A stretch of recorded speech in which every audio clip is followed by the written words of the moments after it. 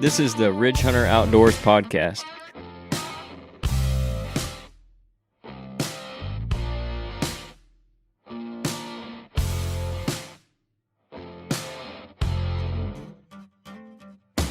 He stopped about 40 yards away.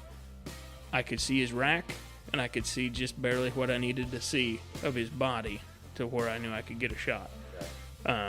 So I knew it was him. I jerked my gun up. I put it where I thought I needed to have it. I shoot. Nothing happens. I mean, a gun went off, of course. He didn't flinch. He didn't move. He didn't, I did not hit him. I thought, oh my goodness.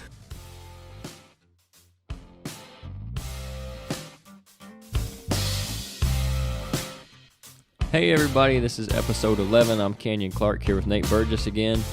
Dad and Jeff are out again this week. We might get them back. Probably won't be next week. That'll be the first day of the second season.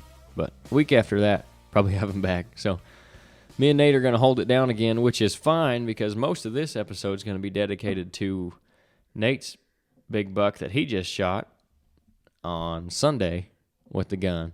So I wanted to talk about that because you've been after him all year. And I just posted on Facebook about it, and I'm thinking if you guys have been listening to the podcast, you've probably heard about this deer. And if you listen to the podcast, you know how much time and effort Nate puts into chasing these things, so we're all happy for him for sure that he finally got his biggest deer to date, too. So we're going to get a little bit of the story, kind of the backstory on that deer. The hunt itself, I know, is a quick one, so ain't much to that part of it, but we can talk about this year and some previous times you'd had experience with him or whatever, and scoring him and all that stuff. So that'll be most of today's episode, and then we'll talk about kind of like the secondary. So there's a secondary rut that rolls in roughly 25 to 30 days after the first rut, which would be a really good time to kill a big buck. So we're going to call this like the secondary pre-rut, I guess.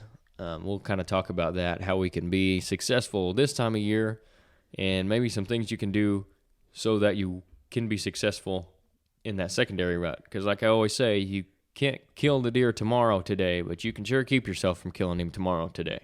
So we'll talk about how to not do that, hopefully, and set yourself up for success there in that end of the first week of December time frame. So to get started, though, let's talk about him, Nate. First of all, he scored what? 178 and 4/8 is what you had him. So that's your biggest buck by far. By far, much bigger than what we thought he would be. Mm-hmm. He is a mainframe 9-point, 4 extra points in there. But yeah, mainframe 9-point, 178 is what you got him at. Mm-hmm. Just plumb tickled with that. Oh yeah, we were thinking if he hit mid 160s, I was going to be really excited. He was much heavier than I thought he was going to be. A lot longer beams. He really was. He's an exceptional deer for me. Just absolutely tickled. Mm-hmm. So I've known about him for 3 years now. This is the third season. The first year that I did see him, I thought he was 2 potentially. I think now that he was probably 3. We think he was probably 5 this year. If he was a 4-year-old, he just had exceptional mass. Mm-hmm.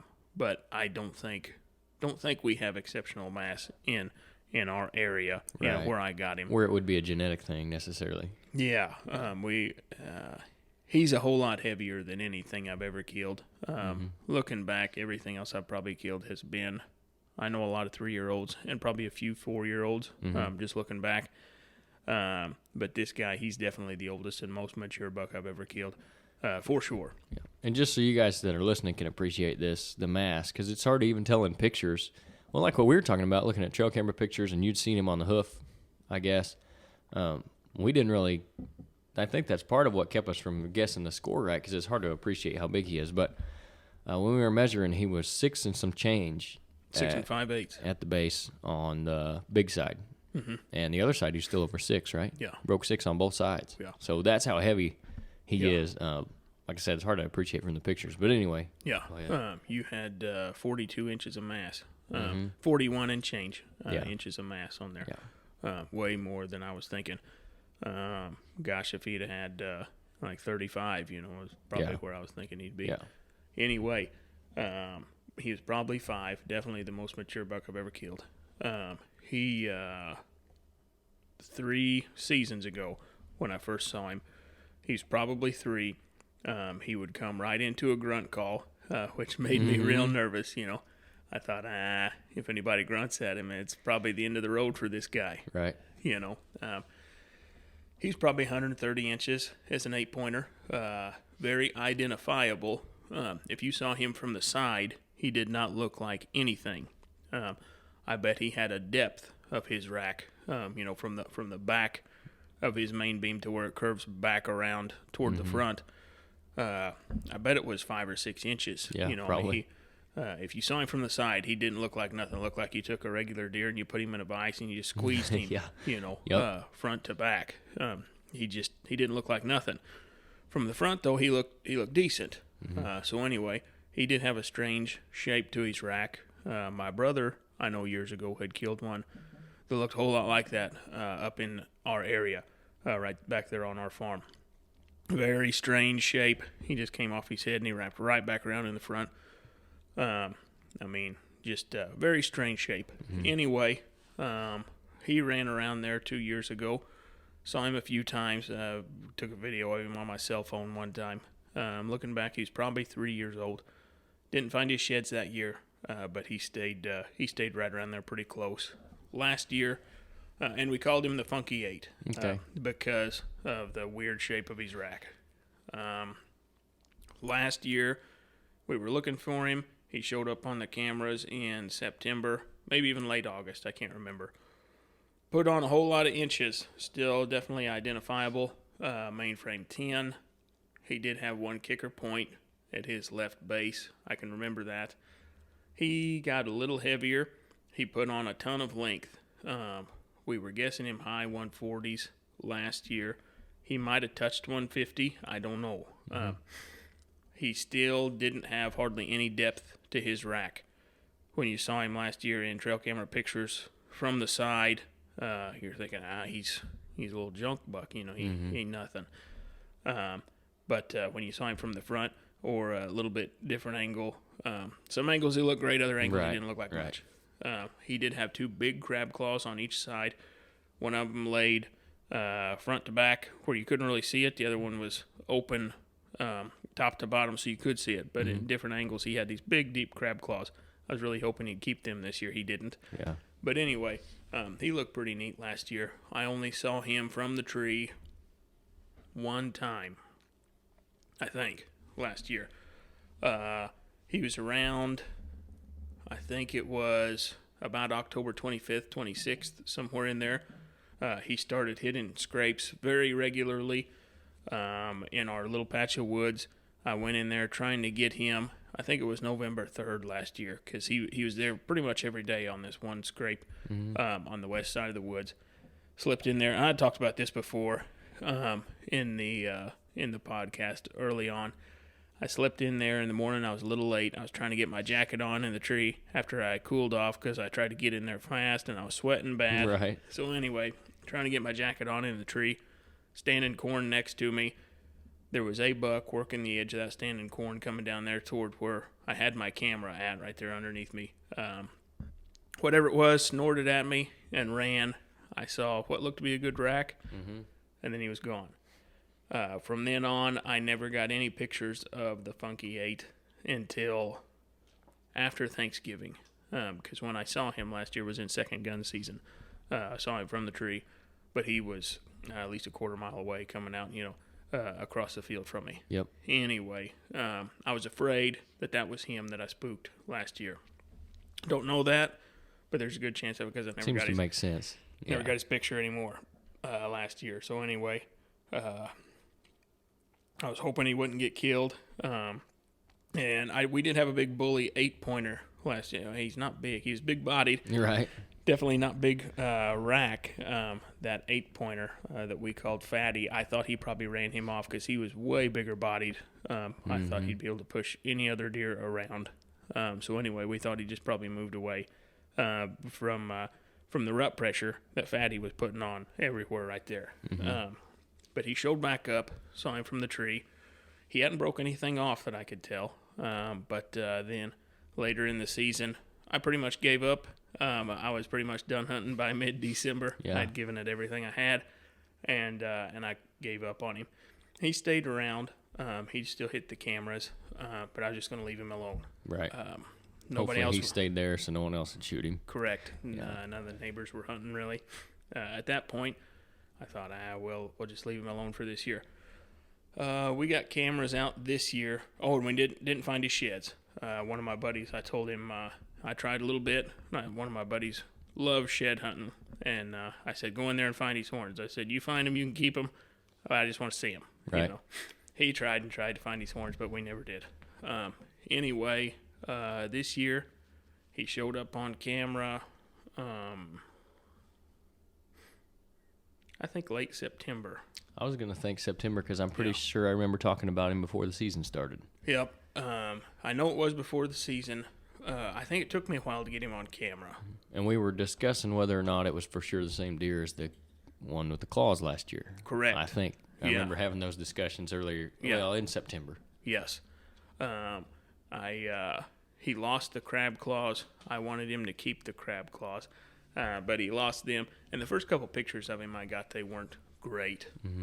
Knew it was a very nice deer, but we just weren't sure. He started hitting the cameras more frequently the closer to season we got. Honestly, the first couple of days of October there, I don't like hunting early. I just don't. It's hot. I do not enjoy it at all. I don't want to sweat in a deer stand. I'm gonna sweat as soon as I get out of the truck. I didn't want to go out there and sweat and swat skeeters.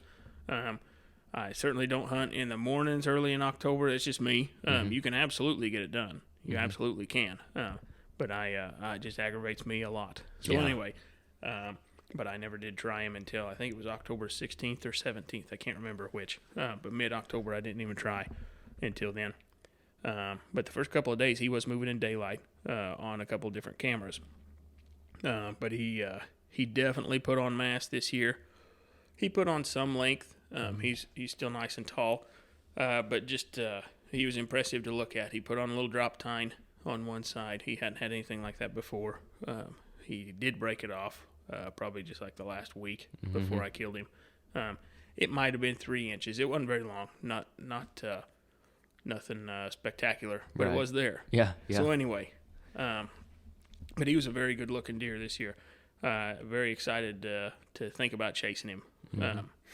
October, like I said, 16th or 17th, I hunted the safest stand that I could go to. He had been on camera. It wasn't the stand I wanted to be in, but it was the absolute safest. Right. We had a west wind, so I was on the east end of my little woods. I thought there was a chance he might be bedding in the woods. I thought there was a better chance he was bedding in the draw at the west end of the woods that goes south. That's where I had him the most, was over there. But I wasn't going to chance it because the wind was from the west and I'm on the north edge of the woods. Any north drift that we would have had would have blown my scent down in the woods a little bit.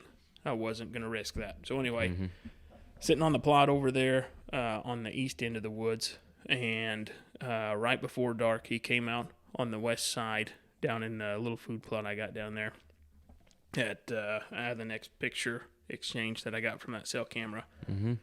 He was there in daylight, and I like to died. I wanted to sit there and cry. Right. I was 225 yards from him, and he was moving in daylight there. But anyway, so that gave me a little bit of motivation.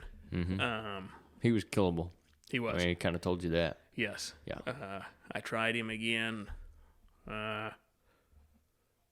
whenever I got another good chance. I'm going to say about 10 days later, mid-20s of October, middle of the 20th days of October, somewhere in there. Tried again, no success. Then I think it was November 2nd I had off, if I remember correctly. I went hunting again. Not seeing too much, if I remember right. You and I hunted the 5th, went in there with the camera. We saw there was a pretty good-looking buck in the food plot before daylight.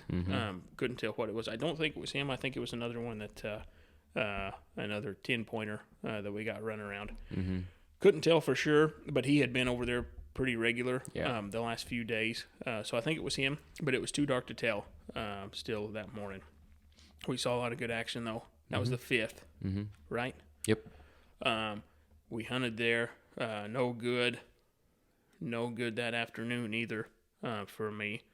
Then the next morning, I hunted across the farm on a different spot. I hadn't got his pictures over there, but I didn't want to wear out the little woods where I thought he was really at. So I hunted this other spot on a creek. He came out in the woods where me and you hunted the morning before. November 6th, I had him at 8 o'clock. He came out on the food plot. There was a big old doe herd out there, and he came out there, and he chased him around for a little bit. And I was 370 yards from him, according to drawing lines on Onyx there. Yep. 370 yards from him, I was in the tree, and he was moving over there. So, again, made me want to cry. Yep. So he was moving in daylight when I was hunting. And if it wouldn't have been for the cell cams, I wouldn't have known that. But anyway, and then checking the other cameras where I got to pull the cards, he was moving in daylight around there somewhat consistently. Every 3 or 4 days, I'd be getting his picture somewhere. I was not getting his picture every day, you know, nothing like that. But I was getting his picture every 3 or 4 days somewhere. Made me think he was staying close, but probably not right there, you know. So anyway. Fast forward to, what was it, the week before gun season, whatever that Monday was. Anyway, 14, something like that. probably, yeah. The week 15th. the week of gun season here in Illinois before it opened, Monday afternoon, I saw him. I was sitting looking over my big food plot, looking over all of our CRP. I thought he stayed somewhere down in the southwest corner, was what I was thinking. And it's tall. You've seen the CRP. It's tall. Oh, yeah, 6 foot tall. Yeah. 5 foot, 6 foot tall. Bucks, you can see their racks out there, does. You really can't see them very easy. All of a sudden, they just pop out there in the food plot, and here they are. So anyway, I'd look for racks out there. I did see a couple other bucks that I was definitely willing to shoot. The week of Veterans Day there. Had a big, nice 10-pointer that the neighbors ended up killing in gun season. Big, nice 10-pointer. He was about 160 inches. Had him at 60 once, 120 another time. And then this other buck, he'd be pretty nice too. Saw him at about 100 yards one time. So I wasn't – this is the buck I wanted. Right. But I didn't There were other deer you would have shot. absolutely. Yeah. I wasn't going to let everything else walk just because of this guy.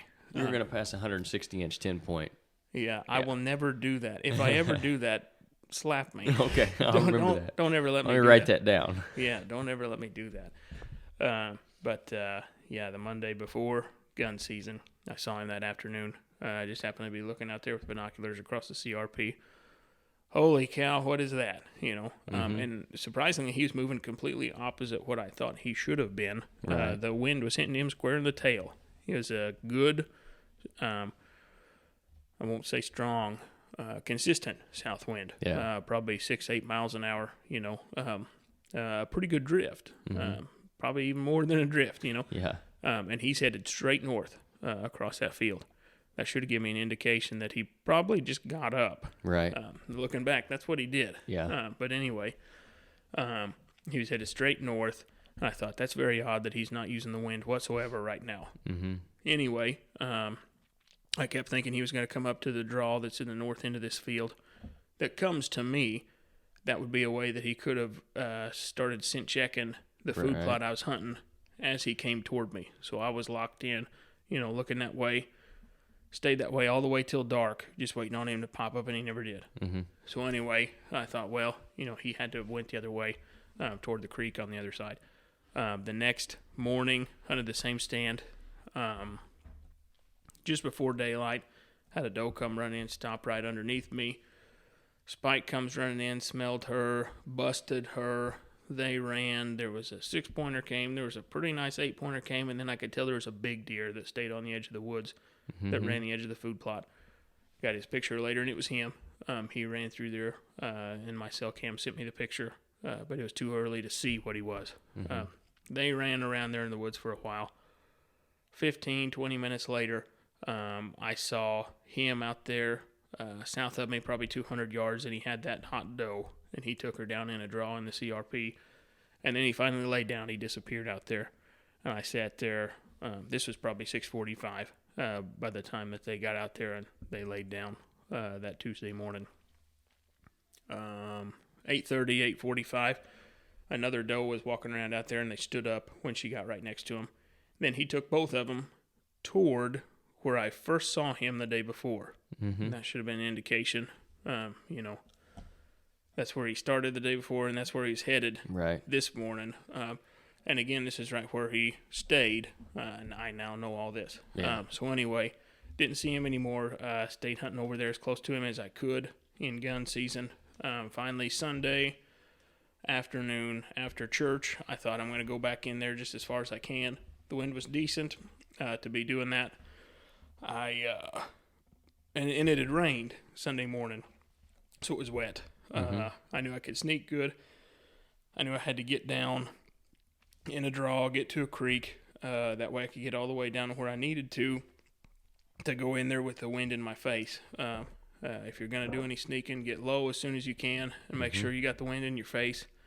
Use the terrain and use the wind. Absolutely. Try to stay in the shadows if you can at all. Mm-hmm. And try to keep yourself between where you think the deer's going to be and the sun. Mm-hmm. If you can stay between him and the sun, you especially don't want him to be between Right. you and the sun, So anyway, everything lined up perfect for me to get in there like that. There's an old tree stand down there in our fence line. That's what I was trying to get to. I had my little seat. I was going to sit on my little seat if the stand didn't look good. Mm-hmm. Like I said, we hadn't been in that stand in years. Yeah. Anyway, I was going to try that. If it was grown in the tree, it's just a little ladder stand. It's not very high. Of course, I had my safety rope. I was going to tie myself off up there. Right. But anyway, I was sneaking, made it down there to the edge. I was in the shadows, sneaking. Believe it or not, I was being quiet because everything was wet. Yeah. I was 10 yards from that tree stand in the fence row. I was on the deer trail in the edge of our CRP. Everything was just fine. All of a sudden, I was looking at the tree stand, trying to figure out how to get there through this wall of honeysuckle. Right. All of a sudden, a deer jumped up. I snapped my head, looking at him out in the CRP, and I knew it was him instantly. As soon as he jumped up, I knew it was him. There was a doe there. He jumped up at 25 yards probably. And like I said, this CRP's tall, but I had the wind on him. I was in the shadows. He was not. I'm confident he had no idea what I was. Mm-hmm. He just knew that something all of a sudden was there. He stopped about 40 yards away. I could see his rack, and I could see just barely what I needed to see of his body to where I knew I could get a shot. Right. So I knew it was him. I jerked my gun up. I put it where I thought I needed to have it. I shoot. Nothing happens. I mean, a gun went off, of course. Right. He didn't flinch. He didn't move. He didn't. I did not hit him. I thought, oh my goodness. He was still just dumbfounded something could get that close to him. I'm betting. Yeah. And I was dumbfounded at what I was looking at. Yeah. I thought he stayed further west than this. But looking back, he had him a great spot there. Yeah. Anyway, first shot didn't hit him. Unbelievable. There's no telling what I did. Right. I got the second shot in there. I got one of those bolt action 20 gauge Savages, so I ran that bolt real quick, put it back where it needed to be, really made sure I didn't do anything stupid. I shot and he's just gone.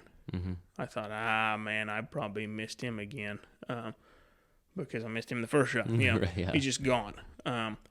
He was getting ready to go down in a draw. I thought he just ducked, spun, and he's gone. So I took off running that direction to try to get to where I could see into that draw a little bit. Like I said, he's about 40 yards away.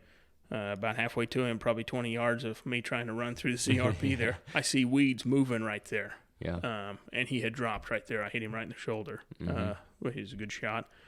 I went ahead and put one more in him. Right. Just to make sure. Yeah. Go ahead and end it very quickly. and that was that.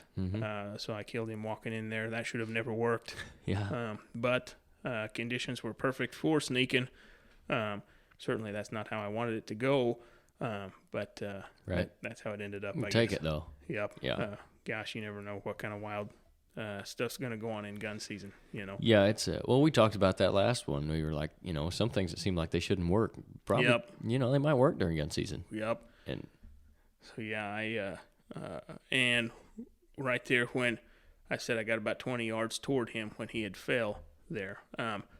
That's where the beds were, and my goodness, there were 4 big monster beds there. That's where he was laid. Yeah. Looking back, I said I first saw him walking with the wind hitting him right in the tail. He had just got up out of that bed, and I probably saw him in his first 50 yards of walking. Yeah. When I first spotted him, so he had just got out of his bed and he was headed whatever direction he wanted to go there. That's probably why he wasn't using the wind, in my opinion. He had just got up and he's trying to get to where he wanted to start doing right. whatever he wanted to do Yeah. for the afternoon. And then the next morning when I saw him, he was pushing that doe back that direction. Yeah. So I think that's where he wanted to be, was on that hilltop there. Woods south of him, so he would have been in the shade. He wouldn't have had the sun glaring in his eyes, Right. Nice hilltop.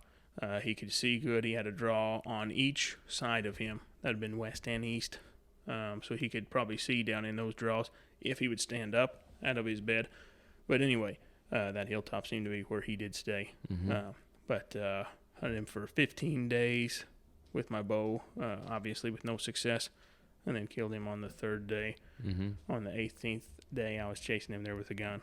Yep. So I suppose sometimes things happen when you least expect them. Yeah, absolutely. That's how it was with this guy. Yeah. And everybody wants, he's walking in on the trail, you want him, and you can watch him for a little bit before he comes in. He's real pretty, and you shoot him at 25 yards. But seems like a lot of times with those bigger deer, it's something you don't expect. Yeah. Whether it's while you're walking in, like what happened to you, or he comes from a totally different direction, or he ends up getting right under your tree, or you don't see him, you turn around, there he is. And it's never perfect. The only thing that's perfect is it ended the way you wanted it to. Oh, yeah. So I got my hands on him. That's right. As long as you get that done, and it's a cool story and, something you wouldn't have expected. Yep. I'm glad I didn't get him with my truck. Yeah, someone else didn't get him with their truck. Yeah. So that was a cool story, and like I said, we was all glad that you got him because we knew, at least from this year, you'd been chasing him hard and had some history with him. And so many of you guys that I'm buddies with, we all talked about all of our deer. I felt like I had all kinds of people with me. Yep. And me and I know a lot of the other guys too. We were pretty confident you were going to get him. Just the amount of times you'd seen him and got pictures of him, and maybe we had too much confidence in you. I don't know. Yeah, probably so. But I was sure you were going to get him, unless, to be honest with you, I thought you'd get him before the real rut started. And I thought if you didn't, that would be your best chance would have been then. Yeah. But now, looking back and all the stuff you've learned, he wasn't going anywhere.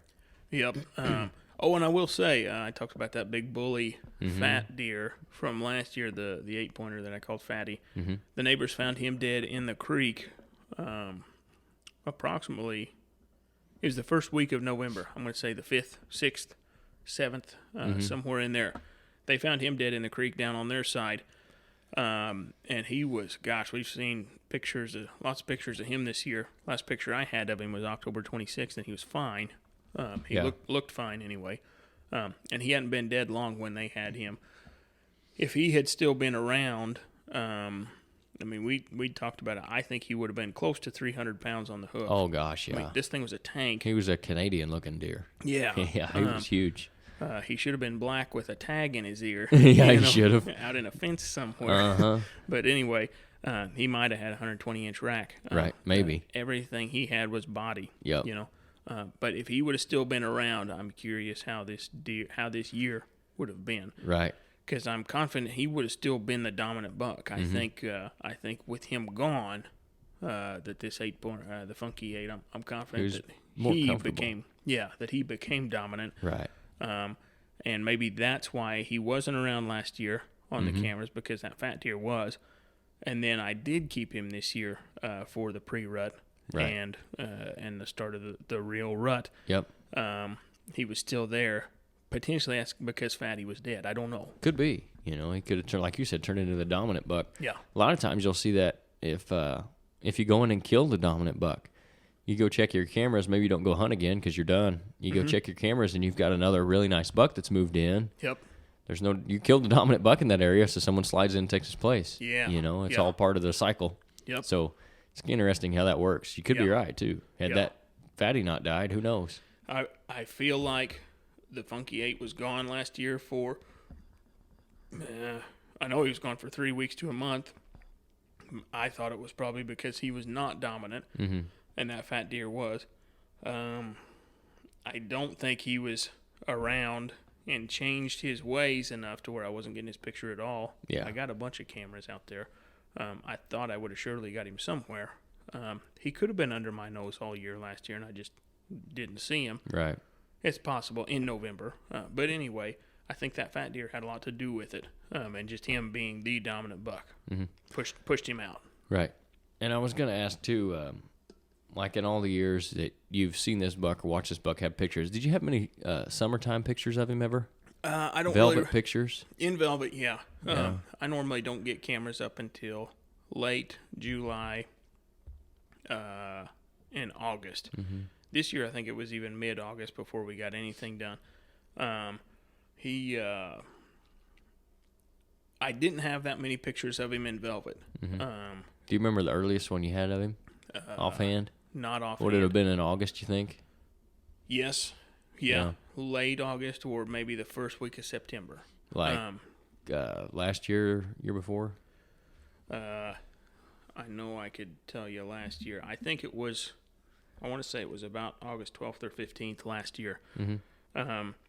I always thought that they stayed in the crop fields and the waterways next to me in the summer, laying out there there's some deep draws out there. Right. I was kind of thought they stayed out there where they didn't have to get up and go far at all for food. Right. I could be wrong in that. Like I said, I don't really run cameras in the summer too much. Right. And the reason I ask is because a lot of times, that they won't spend, and we've talked about this to no end, they won't spend a lot of the same times they won't spend a lot of their time in the same area during the summer as they will in the winter. Yes. Or the fall. And even if you get them late summer and then into October, rut rolls around, they might move off. Yes. So I didn't know if, like last year you were talking about, if you'd got pictures of him in velvet, maybe Yes. his range shifted too there on November. And, Correct. Some of that is because of more dominant bucks in the area. So Yes. that's a factor in that. Last year, first picture of him was August 8th. Okay. So that's pretty early. It is. And that's probably about when we started running cameras last year, too. This year, I think we had a couple of pictures of him that we thought might be him, but we weren't confident Right. this year. I'm going to say late August or early September before we knew this year that it was him. And a lot of that, like the summer stuff, too, will depend on how your property sets up, what kind of food you've got, and, Yes. and bedding, cover, diversity of cover, all that stuff, too. So, Yes. and I know where you're at. You've got pretty good diversity there as far as the cover goes. They could be comfortable on one part of it in the summer, and then they just move off to another part of it during the fall, Yes. and stay in the same general area. So that definitely goes into it, too, I think. Yes. September 22nd was the first known picture of him this year that we knew it was him. I did think that me and Kaylee saw him through a spot and scope at about a half a mile off the road driving around one night. I sure thought it was him. I'm trying to think. Rule out. I don't think there could have been any other buck that it could have been. Like I said, and it was just a quick glimpse. It was down toward where he stayed, is about 200 yards from where I killed him, on the edge that he came out in. But anyway, I think we saw him one time this summer, and gosh, we were looking, Right. looking at that bean field all the time that bordered us, where I knew I was seeing him the year before. But yeah, first picture this year wasn't until September 22nd. Right. And even that could have somewhat played into him still being there later in November too. Yep. Whereas last year, you're getting pictures of him in August, then he's not as active in there in November. Yeah. This year, you get pictures of him in late September, mid-late September, then he's in there in November. But yeah, I think you're probably onto something there with that big buck. He probably had a lot to do with that. I think so. If I'm going to the restaurant and there's this big mean guy at the door I got to mess with every time, I'm probably going to go to the place down the street and not deal with that guy. Not get punched in the nose every time you go in there. He wants to fight right. every time. Yep. I want to eat my cheeseburgers in peace. That's right. Yep. So that's kind of the story of the Funky Eight. There's pictures of them if you guys want to see on our Facebook page, on Nate's, maybe. I don't know. There's pictures of them on our Facebook page. You guys can go check it out. Ridge Hunter Outdoors, I think, is our Facebook. So, and then there'll be a picture with this episode too, at least one of them with this episode. So, really cool deer, bigger than you would think from the pictures. I know, like you said, we all guessed him at 160. I thought 165 would have been big for him. The top end, oh yeah. But obviously, I was way off on that. Really deceivingly long beams and heavy and all that. Just a really cool deer, though. So that's kind of the story of that deer. Hopefully, you guys got something out of that or enjoyed listening to it. I know I did. I always like hearing those stories of guys that, especially guys I know and at least a little bit invested in their, I don't know, chase after these deer. So, yeah. With that, we'll go into what I wanted to kind of finish the episode with was where we're at now in the season. We're kind of shifting. Obviously, we've had the better part of the rut's over. The peak breeding is past. So we had our gun season. So the deer are really pressured, have been really pressured. And now we'll get into, right now they're kind of, the bucks have lost 15-20% of their body weight. Most of the does have been bred. They're kind of back on their feeding patterns for a little bit. And you'll kind of go back to almost, at least I will, and this is, I think, probably a good strategy, almost an early season kind of strategy, except you'll be on different food sources now, obviously. If you've got some brassica mixes or some winter greens, like a winter rye, winter wheat mix, or a farmer has some cover crop out like that, be a good place to go find them. They're trying to put that weight back on. They're all wore out from running around all month from the rut, so they're going to be feeding in the daylight. You know, they're going to be out there earlier than they would have been in the early season even. It's a good chance to get in the evening and kill one on a food plot, like I said, on a cover crop field, if you can pick out where they're coming in and going out. So there's that strategy right now, I think is a good one.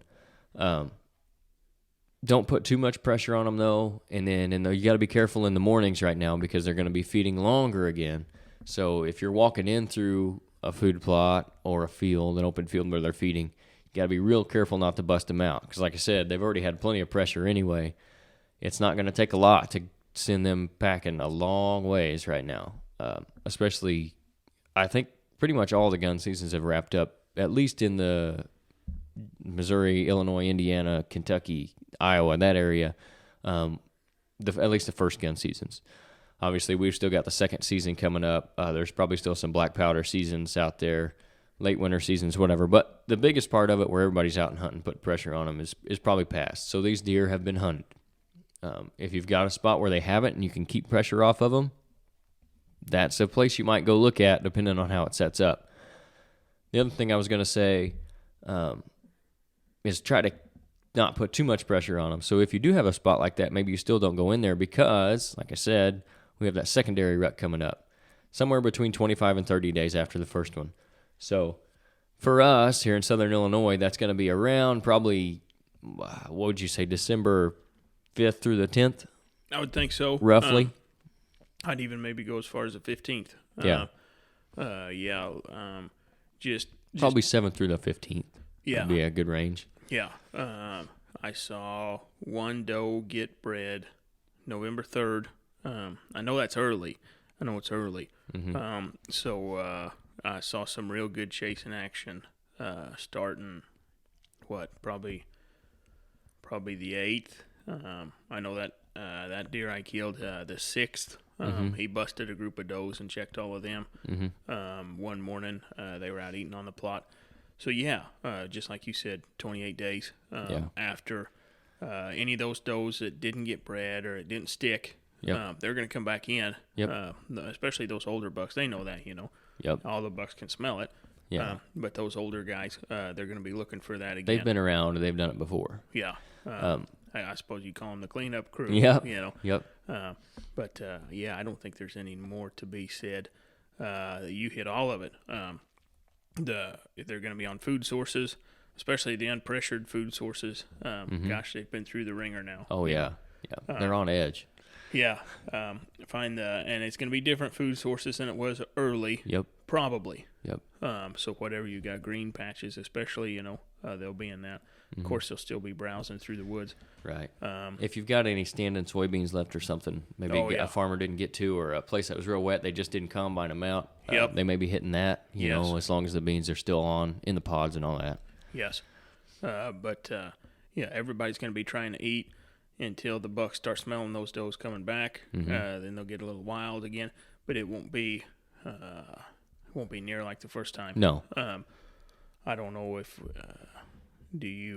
I'd hate to even say how much.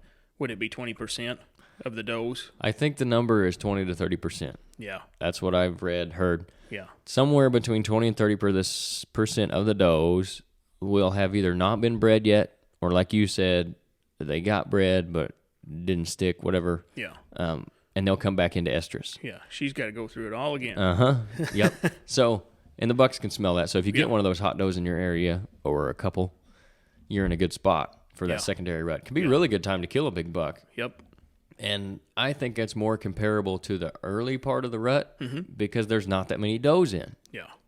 It's not like the peak breeding, like the lockdown, where there's all these does in estrus, and a buck just, so he stays with one for 2 days, and then he doesn't have to go very far, he finds another one. He doesn't have to go very far, he finds another one. Yeah.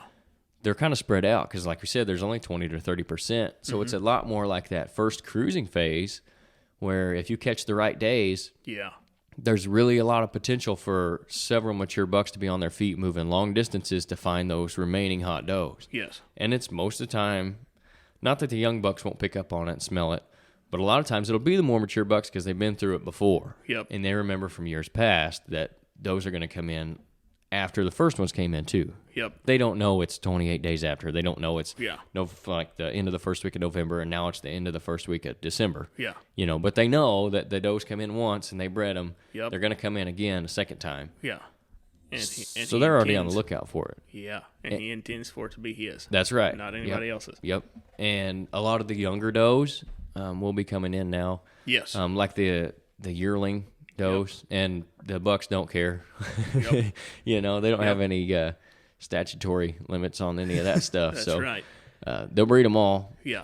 Those younger does will be coming in this time of year, Yeah. or that time of year. Yeah. So they're looking for those too. Yep. Of course, it's out of season. But I remember seeing a buck. My nephew killed him the year after I watched this.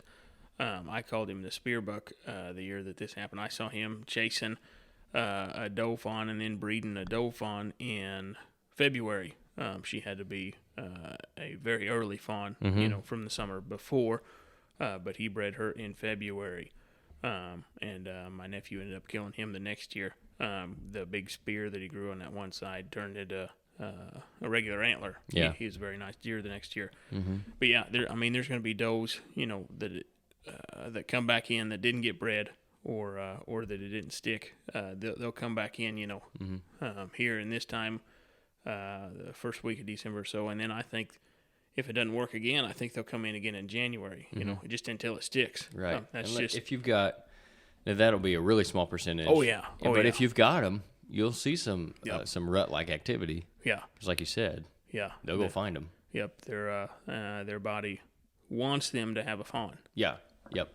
So the idea now is, and you could probably sleep in a little bit this time of year and avoid the mornings, because like I said, they're going to be hitting those feeding fields again. So it's kind of like early season. Unless you get a perfect morning, don't necessarily go in there and bump them out.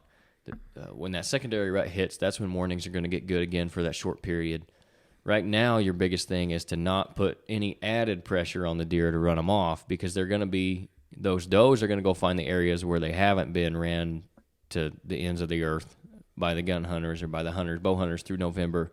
by all the bucks. If you can find the does, then they're going to group up again.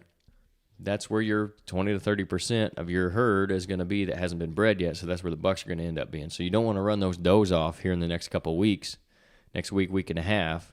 Give them a place to stay. Be real careful when you go in there.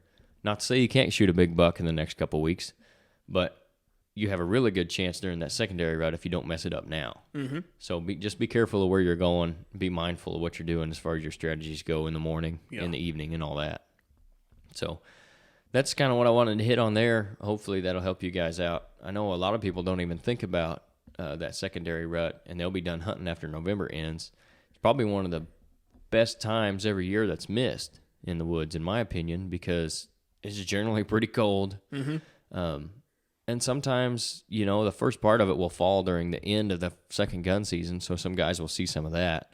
Most of the time, though, it's after that's already passed. So it's a good time for bow hunters to get out and get some more rut activity. But I think a lot of guys miss it every year because either they don't think about it, they think the does come in, all of them come in at the same time, they're bred, they're done in November. December rolls around, it's cold, they got other things going on. They don't even go back hunting. But it can be a really good time to kill a lot of a mature buck because a lot of them go down during that time every year. Yep. So get out there and get after them if you can that time of year. Still stay after them. Like we always say, you literally can't kill them in the house. Don't let that make you think you got to be out there every day, all day. But be smart about it. Get out there after them. There's still a lot of season left. There is. Yep. And the bucks are still going to be on their feet. And they're going to be feeding in the evenings too because they're wore out. Like I said, I think they've lost something like, on average, 15 to 20% of their body weight chasing does around. So they're hitting the food sources hard too. A lot of good things can happen in the late season. And even after, and we'll talk about it more, but even after you get past that secondary rut, man, if you've got food, you be in the chips for late season. That's right. So that's all we got for this week. Hope you guys enjoyed the story of the Funky 8. Hope that end part there maybe help you out a little bit in the next couple weeks. We do have on our Ridge Hunter Outdoors website, there's a Black Friday deal going on. So if you're hearing this, hopefully it'll be up this evening. We're actually recording on Friday for a change. It's 10% off everything store-wide. And then on Monday, we'll do some Cyber Monday stuff too, which will probably be a little bit better deal even than today. So be on the lookout for that. If you want to support the podcast, that's a good way to do it. Thanks for listening, guys. We'll get you another one out next week. I hope you're enjoying these. Get out there after them and shoot straight.